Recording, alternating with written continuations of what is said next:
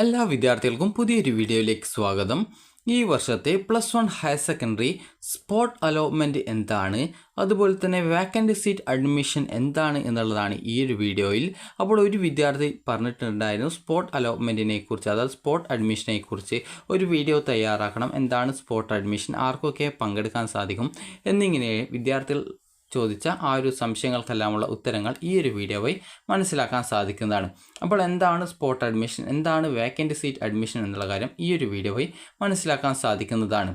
അപ്പോൾ നിങ്ങൾ നിലവിൽ കേട്ടിട്ടുണ്ടാവും, അതായത് മെറിറ്റ് കോട്ട.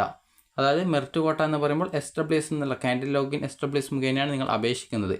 അതുപോലെ തന്നെ മോഡൽ റെസിഡൻഷ്യൽ സ്കൂൾ, അതുപോലെ തന്നെ സ്പോർട്സ് കോട്ട എന്ന് പറഞ്ഞുകൊണ്ട് നിങ്ങൾക്ക് കാണാൻ പറ്റും. അതുപോലെ തന്നെ കമ്മ്യൂണിറ്റി കോട്ട എന്ന് പറഞ്ഞുകൊണ്ട് കാണാം. അതുപോലെ മാനേജ്മെൻറ്റ് കോട്ട എന്ന് പറഞ്ഞുകൊണ്ടുള്ള ഇത്രയും കോട്ടകളുണ്ട്. അപ്പോൾ ഇത്രയും കോട്ടകളിൽ ഈ ഒരു അതായത് ഈ ഒരു സ്പോട്ട് അഡ്മിഷൻ നടത്തുന്നത് അലോട്ട്മെൻറ്റ് പ്രോസസ്സ്, അതായത് 2025 അതായത് ഓരോ വർഷത്തെയും അഡ്മിഷൻ പ്രോസസ്സ് അവസാനിപ്പിക്കുന്നതിന് മുന്നോടിയായിട്ട് ബാക്കിയുള്ള സീറ്റുകൾ കൂടി ഫില്ല് ചെയ്യുക എന്നുള്ള ഉദ്ദേശത്തോടുകൂടി നടത്തുന്ന ഒരു അഡ്മിഷനാണ് സ്പോട്ട് അഡ്മിഷൻ എന്നത് പറയുന്നത്.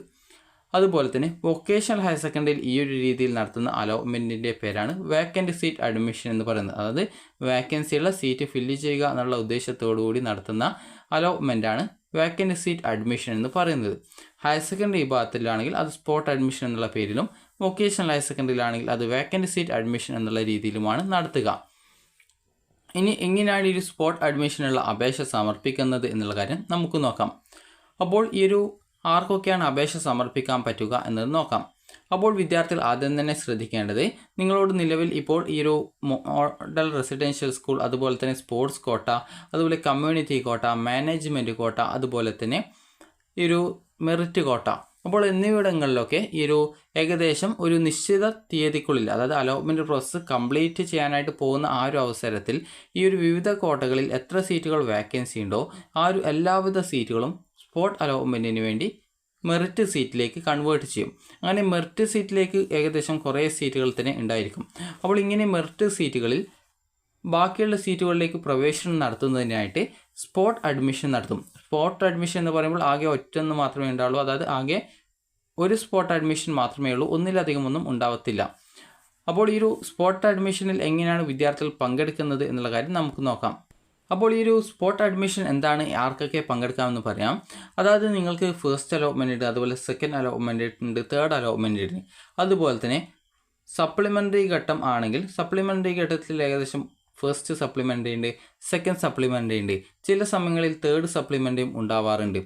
അപ്പോൾ ചില സമയത്ത് 2 സപ്ലിമെൻ്ററിക്ക് ശേഷമാണ് സ്പോട്ട് അഡ്മിഷൻ ഉണ്ടാവുക, ചിലപ്പോൾ മൂന്നാമത്തെ സപ്ലിമെൻ്ററി കൂടി നടത്തിയ ശേഷമായിരിക്കും സ്പോട്ട് അലോട്ട്മെൻറ്റ് ഉണ്ടാവുക, അത് സ്പോട്ട് അഡ്മിഷൻ ഉണ്ടാവുക. അപ്പോൾ ആ ഒരു സമയത്ത്, അതായത് ഈ ഒരു 1, 2, 3 എന്ന് പറഞ്ഞുള്ള മെയിൻ അലോട്ട്മെൻറ്റുകളിൽ, അതായത് ഫസ്റ്റ് സെക്കൻഡ് തേർഡ് അലോട്ട്മെൻറ്റുകളിലും, അതുപോലെ തന്നെ സപ്ലിമെൻ്ററി ഘട്ടത്തിലെ ഒന്നാമത്തെ അലോട്ട്മെൻറ്റ്, അതായത് ടോട്ടൽ അലോട്ട്മെൻറ്റ് നോക്കുമ്പോൾ 4ാമത്തേത്, അതുപോലെ 5ാമത്തേത്. അപ്പോൾ സപ്ലിമെൻ്ററി ഘട്ടത്തിലുള്ള 1, 2, 3 അലോട്ട്മെൻറ്റുകൾക്ക് ശേഷം നടത്തുന്നതാണ് സ്പോട്ട് അലോട്ട്മെൻറ്റ് എന്ന് പറയുന്നത്. അപ്പോൾ ഇങ്ങനെ നിങ്ങൾക്ക് സപ്ലിമെൻ്ററി ഘട്ടത്തിലെ, അതായത് ഫസ്റ്റ് അലോട്ട്മെൻറ്റിലെ 1, 2, 3 അലോട്ട്മെൻറ്റുകൾ, അത് ഫസ്റ്റ് മുഖ്യ ഘട്ടത്തിലെ 1, 2, 3 അലോട്ട്മെൻറ്റുകൾ, സപ്ലിമെൻ്ററി ഘട്ടത്തിലെ 1, 2, 3 അലോട്ട്മെൻറ്റുകൾ എന്നിങ്ങനെയുള്ള അലോട്ട്മെൻറ്റുകളിൽ അഡ്മിഷൻ നേടിയിട്ടുള്ള വിദ്യാർത്ഥികൾക്ക്, അതായത് പെർമനൻറ്റ് അഡ്മിഷൻ നേടിയിട്ടുള്ള ഒരു വിദ്യാർത്ഥിക്ക് ഈ ഒരു സ്പോട്ട് അലോട്ട്മെൻറ്റിൽ പങ്കെടുക്കാൻ സാധിക്കുന്നതല്ല. അപ്പോൾ നിങ്ങൾ അതുവരെ അപേക്ഷ സമർപ്പിച്ച വിദ്യാർത്ഥികളിൽ അലോട്ട്മെൻറ്റ് അതുവരെ ലഭിക്കാത്ത വിദ്യാർത്ഥികളുണ്ടാവും, അതായത് അതുവരെ എവിടെയും അലോട്ട്മെൻറ്റ് കിട്ടാതെ, അതായത് ഒരു അലോട്ട്മെൻറ്റ് ലഭിക്കാത്ത വിദ്യാർത്ഥികളുണ്ടാവും. അതുപോലെ തന്നെ ഹയർ സെക്കൻഡറി വിഭാഗത്തിൽ ഇതുവരെ അപേക്ഷ സമർപ്പിക്കാത്ത വിദ്യാർത്ഥികളുണ്ടാവും. അതുപോലെ അപേക്ഷയിൽ തെറ്റ് കാരണം സ്കൂളിൽ നിന്ന് അഡ്മിഷൻ കിട്ടാതിരുന്ന വിദ്യാർത്ഥികളുണ്ടാവും. അതായത് വിദ്യാർത്ഥികൾക്ക് നിലവിൽ ഈ ഒരു മുഖ്യഘട്ടത്തിൽ അങ്ങനെ എന്തെങ്കിലും തെറ്റുകളുണ്ടെങ്കിൽ നിങ്ങൾക്ക് സപ്ലിമെൻ്ററി ഘട്ടത്തിൽ പങ്കെടുക്കാൻ സാധിക്കും. സപ്ലിമെൻ്ററി ഘട്ടത്തിൽ നിങ്ങളുടെ അപേക്ഷയിലെ എഡിറ്റും കാര്യങ്ങളൊക്കെ ചെയ്ത് നിങ്ങൾക്ക് സപ്ലിമെൻ്ററി ഘട്ട അലോട്ട്മെൻറ്റിൽ പങ്കെടുക്കാം. കാരണം ഈ ഒരു കാര്യം നിങ്ങളോട് പ്രത്യേകം എടുത്തു പറയുന്നത്, പല വിദ്യാർത്ഥികളും പിന്നീട് തേർഡ് അലോട്ട്മെൻറ്റിന് ശേഷം പിന്നീട് സ്പോട്ടിലെ പങ്കെടുക്കാൻ പറ്റുമെന്നുള്ള ആ ഒരു രീതിയിൽ ചിന്തിക്കും. അതുകൊണ്ടാണ് വിദ്യാർത്ഥികളോട് പറയുന്നത്, അപ്പോൾ ഫസ്റ്റ് സെക്കൻഡ് തേർഡ് അലോട്ട്മെൻറ്റുകൾക്ക് ശേഷം നിങ്ങളുടെ അപേക്ഷയിൽ തെറ്റുകളുള്ളതുകൊണ്ട് അഡ്മിഷൻ കിട്ടിയിട്ടില്ല, അല്ലെങ്കിൽ അലോട്ട്മെൻ്റ് ഒന്നും കിട്ടിയിട്ടില്ല, അതുപോലെ തന്നെ വിദ്യാർത്ഥികൾക്ക് ഇതുവരെ അപേക്ഷ സമർപ്പിക്കാൻ പറ്റിയിട്ടില്ല, അങ്ങനെയുള്ള വിദ്യാർത്ഥികൾ അപേക്ഷിക്കേണ്ടത് സപ്ലിമെൻ്ററി ഘട്ട അലോട്ട്മെൻറ്റിലാണ്. കാരണം നിങ്ങൾക്ക് ആ ഒരു സമയത്ത് അഡ്മിഷൻ കിട്ടും, അല്ലാതെ സ്പോട്ട് അഡ്മിഷൻ അല്ല നിങ്ങൾ അപേക്ഷിക്കേണ്ടത്. സപ്ലിമെൻ്ററി ഘട്ട അലോട്ട്മെൻറ്റ് തേർഡ് അലോട്ട്മെൻറ്റിന് ശേഷമാണ് നടത്തുക. അപ്പോൾ ആ ഒരു സമയത്ത് നിങ്ങൾ അതിന് അപേക്ഷിക്കണം. അങ്ങനെ അപേക്ഷിച്ച് കഴിഞ്ഞാൽ നിങ്ങൾക്ക് അതിൽ അലോട്ട്മെൻറ്റ് കിട്ടുന്നതാണ്.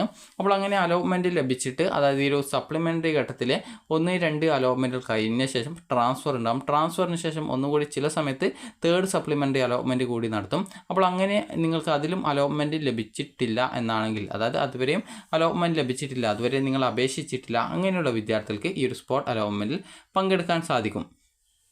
അപ്പോൾ ഈ ഒരു തേർഡ് അലോട്ട്മെൻറ്റിന് ശേഷവും നിങ്ങൾ ഈ ഒരു അപേക്ഷയിൽ പുതുതായിട്ട് ഓപ്ഷനുകൾ നൽകി നിങ്ങളുടെ അപേക്ഷ അപ്ഡേറ്റ് ചെയ്ത് പങ്കെടുത്തിട്ടും നിങ്ങൾക്ക് അലോട്ട്മെൻറ്റ് കിട്ടിയിട്ടില്ല, അല്ലെങ്കിൽ അതുവരെ അപേക്ഷിക്കാൻ പറ്റിയിട്ടില്ല, അല്ലെങ്കിൽ ആ ഒരു സപ്ലിമെൻ്ററി ഘട്ടത്തിൽ അപേക്ഷിച്ച ശേഷം നിങ്ങൾക്ക് അപേക്ഷയിൽ തെറ്റ് വന്നത് കാരണം അഡ്മിഷൻ കിട്ടിയിട്ടില്ല, അങ്ങനെയുള്ള എല്ലാ വിദ്യാർത്ഥികളും ഈ ഒരു സ്പോട്ട് അലോട്ട്മെൻറ്റിൽ നിങ്ങൾക്ക് വീണ്ടും അപേക്ഷ സമർപ്പിക്കാനും അതുപോലെ പുതിയ ഓപ്ഷനുകൾ സമർപ്പിക്കാനും സാധിക്കും.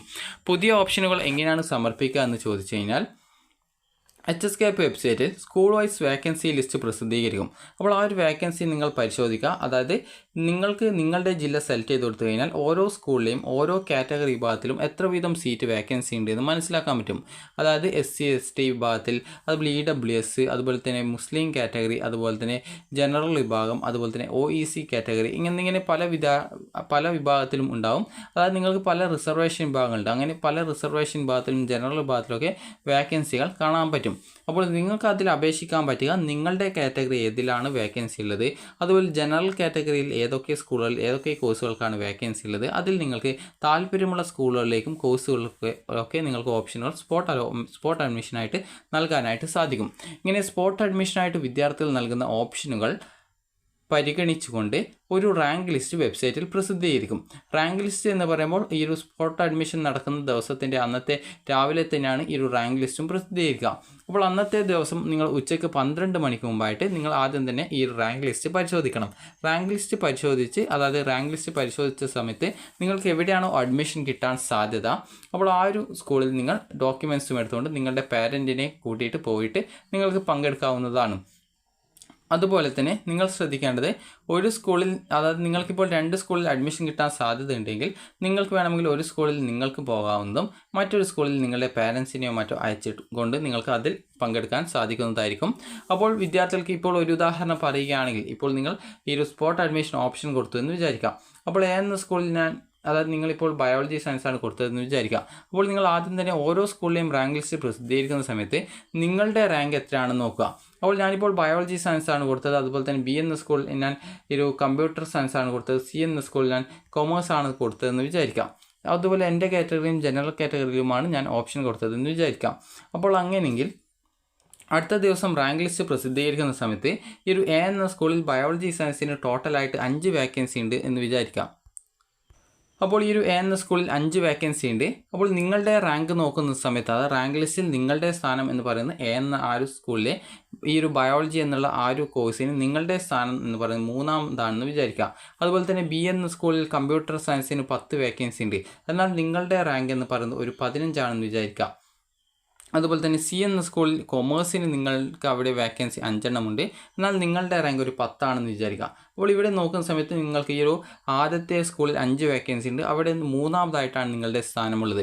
അപ്പോൾ നിങ്ങൾ അന്നേ ദിവസം, അത് ഏത് ദിവസമാണോ സ്പോട്ട് അഡ്മിഷനായിട്ട് സ്കൂളിൽ ഹാജരാവാൻ പറയുന്നത്, അന്നേ ദിവസം ഉച്ചയ്ക്ക് 12 മണിക്കുള്ളിൽ നിങ്ങൾ ആ ഒരു സ്കൂളിൽ നിങ്ങളുടെ പാരൻസിനെയും കൂട്ടി നിങ്ങളുടെ സർട്ടിഫിക്കറ്റുകളും കാര്യങ്ങളൊക്കെ എടുത്ത് നിങ്ങൾ സ്കൂളിൽ പോവുക.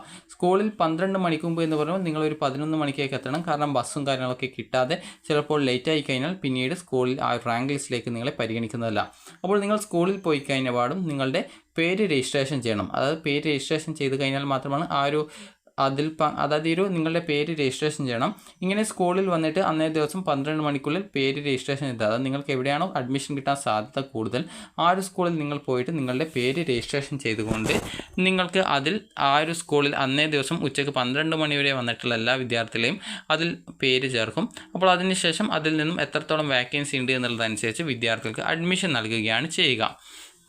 ഇനി വിദ്യാർത്ഥികൾ ചോദിക്കുന്ന കാര്യമായിരിക്കും, ഇങ്ങനെ എല്ലാ സ്കൂളിലെ റാങ്ക് നോക്കുന്ന സമയത്തും, അതായത് A എന്ന സ്കൂളിൽ ബയോളജി സയൻസ് അത് ഞാൻ അപ്ലൈ ചെയ്തു, അപ്പോൾ എന്നാൽ അവിടെ 5 വേക്കൻസി ഉണ്ട്, എന്നാൽ എനിക്ക് 6-ാമത്തെ റാങ്കാണുള്ളത്. എന്നാൽ B എന്ന സ്കൂളിൽ ഞാൻ കമ്പ്യൂട്ടർ സയൻസിന് കൊടുത്തു, എന്നാൽ അവിടെയുള്ള വേക്കൻസി എന്ന് പറയുന്നത് 10 വേക്കൻസിയാണുള്ളത്. എന്നാൽ എൻ്റെ റാങ്ക് എന്ന് പറയുന്നത് ഒരു 15ആണ്. അതേസമയം സി എന്ന സ്കൂളിൽ ഞാൻ കൊമേഴ്സ് കൊടുത്തിട്ടുണ്ടായിരുന്നു. കൊമേഴ്സിൽ എൻ്റെ റാങ്ക് ഒരു 20ആണ്. അപ്പോൾ എനിക്ക് അവിടെ എൻ്റെ റാങ്ക് എന്ന് പറയുന്നത്, അതായത് അവിടെ 20 വേക്കൻസി ഉണ്ട്, എന്നാൽ എൻ്റെ റാങ്ക് ഒരു 15ആണ്. അപ്പോൾ എനിക്ക് ഏറ്റവും കൂടുതൽ താല്പര്യം ബയോളജി സയൻസ് ആണ്. എന്നാൽ എനിക്കവിടെ ആറാമത്തെ റാങ്കാണ് എനിക്കുള്ളത്. അപ്പോൾ അവിടെ 5 വേക്കൻസി മാത്രമേ ഉള്ളൂ. എൻ്റെ റാങ്ക് 6ാമതാണ്. അപ്പോൾ എനിക്ക് അവിടെ അഡ്മിഷൻ കിട്ടുമോ എന്ന് ചോദിച്ചാൽ ചില സമയത്ത് നിങ്ങൾക്ക് കിട്ടുന്നതായിരിക്കും. കാരണം ഏതെങ്കിലും വിദ്യാർത്ഥികൾ ആ ഒരു റാങ്കിൽ മുൻപിലുള്ള വിദ്യാർത്ഥികൾ ആരെങ്കിലും വന്നിട്ടില്ലെങ്കിൽ നിങ്ങൾക്കവിടെ പരിഗണന കിട്ടും. അപ്പോൾ നിങ്ങൾ ചെയ്യേണ്ട പ്രധാനപ്പെട്ട കാര്യം, നിങ്ങൾക്ക് എവിടെയാണോ അഡ്മിഷൻ കിട്ടാനുള്ള സാധ്യതയുള്ളത്, അപ്പോൾ ഇങ്ങനെ വരുന്ന സാഹചര്യത്തിൽ, അതായത് നിങ്ങൾ ചെയ്യേണ്ട പ്രധാനപ്പെട്ട കാര്യം, നിങ്ങൾക്ക് ഒരു 15ാമത്തെ ആ ഒരു സ്ഥാനമുള്ളതുകൊണ്ട് തന്നെ സി എന്ന സ്കൂളിൽ കൊമേഴ്സ് കിട്ടാനുള്ള സാധ്യതയുണ്ട്. അപ്പോൾ നിങ്ങൾ ചെയ്യേണ്ടത്, നിങ്ങൾക്ക് അഡ്മിഷൻ ആഗ്രഹിക്കുന്ന ബയോളജി സയൻസുള്ള സ്കൂളിൽ നിങ്ങൾ നിങ്ങളുടെ പാരൻറ്റിനെയും കൂട്ടിയിട്ട് പോവുക, അല്ലെങ്കിൽ നിങ്ങൾ ഒറ്റയ്ക്ക് പോവുക. അതുപോലെ തന്നെ 15ാമത്തെ ഓപ്ഷൻ കിട്ടിയിട്ടുള്ള, അതായത് 15ാമത്തെ ആ ഒരു റാങ്കുള്ള ആ ഒരു കൊമേഴ്സാണ് നിങ്ങൾക്ക് ആ ഒരു കമ്പ്യൂട്ടറല്ല ബയോളജി സയൻസ് കിട്ടിയിട്ടില്ല എങ്കിൽ കൊമേഴ്സ് പഠിക്കണമെന്നുണ്ടെങ്കിൽ നിങ്ങൾ ചെയ്യേണ്ടത് ഇവിടേക്ക് നിങ്ങളുടെ പാരൻറ്റിനെ അയക്കുക. അതായത് 15ാമത്തെ റാങ്കുള്ള 20 വേക്കൻസിയുള്ള സി എന്ന സ്കൂളിലെ കൊമേഴ്സ് ഓപ്ഷൻ കിട്ടുമെന്ന് നിങ്ങൾക്ക് ഉറപ്പുണ്ടെങ്കിൽ നിങ്ങൾ അവിടെ നിങ്ങളുടെ പാരൻറ്റിനെ അയക്കുക. അപ്പോൾ അന്നേ ദിവസം നിങ്ങൾ പോയിട്ട് നിങ്ങളുടെ പേര് സ്കൂളിൽ പോയിട്ട്, ആദ്യത്തെ ബയോളജി ഉള്ള സ്കൂളിൽ നിങ്ങൾ പോയിട്ട് പേര് രജിസ്റ്റർ ചെയ്യുക. അതുപോലെ തന്നെ കൊമേഴ്സ് ഉള്ള സ്കൂളിൽ നിങ്ങളുടെ പാരൻറ്റിനെ അയച്ചുകൊണ്ട് നിങ്ങളുടെ പേര് രജിസ്ട്രേഷൻ ചെയ്യുക. അപ്പോൾ ഇങ്ങനെ രജിസ്ട്രേഷൻ ചെയ്യുന്ന സമയത്ത് ആ ഒരു 12 മണിക്ക് ശേഷം അവർ ആ ഒരു സ്കൂളിൽ നിന്ന് പ്രിൻസിപ്പാൾ റാങ്ക് ലിസ്റ്റ് തയ്യാറാക്കും. അതുവരെ 12 മണി വരെ വന്നിട്ടുള്ള വിദ്യാർത്ഥികൾ ഉൾപ്പെടുത്തി ഒരു റാങ്ക് ലിസ്റ്റ് തയ്യാറാക്കും. അപ്പോൾ ആ ഒരു റാങ്ക് ലിസ്റ്റിൽ നിങ്ങൾക്ക് ബയോളജി സയൻസ് ആ ഒരു വാക്കൻസിയുള്ള സ്കൂളിൽ അഡ്മിഷൻ ചില സമയത്ത് കിട്ടാൻ സാധ്യതയുണ്ടാകും. അപ്പോൾ അങ്ങനെ കിട്ടുകയാണെങ്കിൽ നിങ്ങൾക്ക് അവിടെ അന്നേ ദിവസം തന്നെ, അല്ലെങ്കിൽ തൊട്ടടുത്ത ദിവസം തന്നെ ആ ഒരു ഫീ പേയ്മെൻറ്റും കാര്യങ്ങളൊക്കെ ചെയ്ത് നിങ്ങളുടെ ആ ഒരു സീറ്റ് നിങ്ങൾക്ക് കൺഫേം ചെയ്ത് അവിടെ നിങ്ങൾക്ക് അഡ്മിഷൻ നേടാൻ സാധിക്കുന്നതാണ്. അപ്പോൾ ഈ ഒരു രീതിയിലാണ് സ്പോട്ട് അഡ്മിഷൻ ഉണ്ടാകുക. അപ്പോൾ പല വിദ്യാർത്ഥികളും ചോദിക്കുന്ന ഒരു പ്രധാനപ്പെട്ട കാര്യമായിരിക്കും ഈ ഒരു സമയത്ത് 12 മണി വരെ എന്ന് പറയുന്ന സമയത്ത്, 12 മണിക്ക് ശേഷം പോയി കഴിഞ്ഞാൽ നിങ്ങൾക്ക് അല്ലെങ്കിൽ 1 മിനിറ്റ് അല്ലെങ്കിൽ 10 മിനിറ്റ് ലേറ്റായിട്ട് പോയാൽ പ്രശ്നമുണ്ടോ എന്നുള്ളത്. അപ്പോൾ അതൊരു പ്രശ്നം തന്നെയാണ്. കാരണം 12 മണിക്ക് ശേഷം പോയി കഴിഞ്ഞാൽ നിങ്ങൾ 12 മണി വരെ വരുന്ന വിദ്യാർത്ഥികളുടെ പേര് സിസ്റ്റത്തിലാണ് രജിസ്ട്രേഷൻ ചെയ്യേണ്ടി വരിക. അപ്പോൾ സിസ്റ്റത്തിൽ രജിസ്ട്രേഷൻ ചെയ്യുന്ന സമയത്ത് 12 മണിക്ക് ശേഷം സ്കൂൾ പ്രിൻസിപ്പൽമാർക്കൊന്നും ആ ഒരു ലിങ്കും കാര്യങ്ങളൊന്നും വെബ്സൈറ്റിൽ ലഭ്യമാവില്ല. അതായത് നിങ്ങളുടെ പേര് രജിസ്ട്രേഷൻ ചെയ്യാനുള്ള ലിങ്കും കാര്യങ്ങളൊന്നും വെബ്സൈറ്റിൽ ലഭ്യമാവില്ല. അപ്പോൾ അതുകൊണ്ട് തന്നെ 12 മണിക്ക് ശേഷം നിങ്ങൾ കുറച്ച് വൈകി കഴിഞ്ഞാൽ പോലും അവർക്ക് അത് രജിസ്ട്രേഷൻ ചെയ്യാൻ സാധിക്കാത്തത് കാരണം നിങ്ങളെ ആ ഒരു അലോട്ട്മെൻറ്റിൽ പങ്കെടുപ്പിക്കാനായിട്ട് അവർക്കും പറ്റില്ല. അപ്പോൾ അത് കാരണം നിങ്ങൾ ശ്രദ്ധിക്കേണ്ടത് 12 മണിക്ക് മുമ്പായിട്ട് എത്തണമെന്ന് പറഞ്ഞാൽ നിങ്ങളൊരു 11 മണിക്ക് അല്ലെങ്കിൽ 10 മണിക്കേക്ക് സ്കൂളിൽ എത്തുന്ന രീതിയിൽ പോവുക. കാരണം പോകുന്ന സമയത്ത് പല സമയത്തും ചിലപ്പോൾ ബസ് കിട്ടിയെന്ന് വരില്ല, ചിലപ്പോൾ ബസ് ഉണ്ടാവണമെന്നില്ല, അല്ലെങ്കിൽ നിങ്ങൾക്ക് മറ്റ് വണ്ടികളൊന്നും കിട്ടിയിട്ടില്ല എന്നൊക്കെ വരാം. അങ്ങനെയൊക്കെ പല കാരണങ്ങൾ കൊണ്ട് നിങ്ങൾക്ക് ഈ ഒരു സ്പോട്ട് അഡ്മിഷൻ കിട്ടാതെ വരാം. അപ്പോൾ അതുകൊണ്ട് തന്നെ ശ്രദ്ധിക്കേണ്ടത് 12 മണി എന്ന് പറയുമ്പോൾ ഏകദേശം ഒരു 10 മണിക്കുള്ളിൽ തന്നെ സ്കൂളിലെത്താൻ ശ്രദ്ധിക്കുക. കാരണം മുൻ വർഷങ്ങളിലൊക്കെ പല വിദ്യാർത്ഥികളും 12 മണി എന്ന് പറഞ്ഞ് ചില വിദ്യാർത്ഥികൾ 1 മണിക്ക് അല്ലെങ്കിൽ 12:30 എത്തിയിട്ട് അതിൽ പങ്കെടുക്കാൻ പറ്റാത്ത അവസ്ഥ വന്നിട്ടുണ്ടായിരുന്നു. അപ്പോൾ ഈ ഒരു സ്പോട്ട് അഡ്മിഷനോടുകൂടി പിന്നീട് ഈ വർഷത്തെ അലോട്ട്മെൻറ്റ് പ്രോസസ്സുകൾ കംപ്ലീറ്റ് ചെയ്യും. പിന്നീട് വിദ്യാർത്ഥികൾക്ക് യാതൊരുവിധ അഡ്മിഷൻ നടപടികളും ഉണ്ടായിരിക്കുന്നതല്ല. അപ്പോൾ ഈ ഒരു രീതിയിലാണ് ഇതിൻ്റെ സ്പോട്ട് അഡ്മിഷൻ നടക്കുന്നത്. സ്പോട്ട് അഡ്മിഷൻ എന്ന് പറയുമ്പോൾ first allotment, second allotment, third allotment വരെ അലോട്ട്മെൻറ്റ് കിട്ടാത്ത വിദ്യാർത്ഥികൾ ഈ ഒരു സ്പെഷ്യൽ അല്ല സപ്ലിമെൻ്ററി ഘട്ട അലോട്ട്മെൻറ്റുകളിൽ വീണ്ടും ഓപ്ഷനുകൾ നൽകി പങ്കെടുക്കുന്നു. അങ്ങനെ പങ്കെടുത്ത ശേഷവും വിദ്യാർത്ഥികൾക്ക് അലോട്ട്മെൻ്റ് ഒന്നും കിട്ടാത്ത സാഹചര്യത്തിൽ അലോട്ട്മെൻറ്റ് ക്ലോസ് ചെയ്യുന്നതിന് മുന്നോടിയായിട്ട് നടത്തുന്ന ഒരു സ്പോട്ട് അഡ്മിഷനാണ് ഈ ഒരു അഡ്മിഷൻ എന്ന് പറയുന്നത്. അപ്പോൾ ഈ ഒരു ഒറ്റ സ്പോട്ട് അഡ്മിഷനോടുകൂടി ആ ഒരു സീറ്റുകൾ ഫില്ല് ചെയ്യാൻ പറ്റിയിട്ടില്ലെങ്കിലും അഡ്മിഷൻ ക്ലോസ് ചെയ്യുന്നതായിരിക്കും. അപ്പോൾ പിന്നീട് നിങ്ങൾക്ക് അഡ്മിഷൻ നേടണം എന്നുണ്ടെങ്കിൽ, അത് തൊട്ടടുത്തുള്ള ഏതെങ്കിലും ഹയർ സെക്കൻഡറി സ്കൂളിൽ ഇന്ന കോഴ്സിന് വേക്കൻസി ഉണ്ട്, അപ്പോൾ അങ്ങനെയെങ്കിൽ ആ ഒരു സീറ്റ് ഫില്ല് ചെയ്യണം, അതായത് അവിടെ നിങ്ങൾക്ക് അഡ്മിഷൻ നേടണം എന്നുണ്ടെങ്കിൽ നിങ്ങൾ പിന്നീട് DHSE ഡയറക്ടറേറ്റിൽ, അത് തിരുവനന്തപുരത്താണ് DHSE ഡയറക്ടറേറ്റ്, അപ്പോൾ അവിടെ പോയിട്ട് ഡയറക്ടറുടെ ഓർഡർ വാങ്ങിച്ചു കഴിഞ്ഞാൽ നിങ്ങൾക്ക് അഡ്മിഷൻ നേടാൻ സാധിക്കും. അതായത് സ്പോട്ട് അഡ്മിഷന് ശേഷം അഡ്മിഷൻ ക്ലോസ് ചെയ്യുമെന്ന് പറഞ്ഞു. അപ്പോൾ ആ ഒരു സമയത്ത് നിങ്ങൾക്ക് താല്പര്യമുള്ള എന്നൊരു സ്കൂളാണെന്ന് വിചാരിക്കുക. അവിടെ ബയോളജി സയൻസിൽ വേക്കൻസി ഇനിയും പിന്നീട് ഒരു 5 വേക്കൻസിയൊക്കെ അവിടെ ഉണ്ടെന്ന് വിചാരിക്കുക. അപ്പോൾ അങ്ങനെയെങ്കിൽ നിങ്ങൾ ചെയ്യേണ്ടത് സ്കൂളിൽ നിന്നും ആ ഒരു വേക്കൻസി ഉണ്ട് എന്ന് പറഞ്ഞിട്ടുള്ള വേക്കൻസി റിപ്പോർട്ട് വാങ്ങിക്കുക.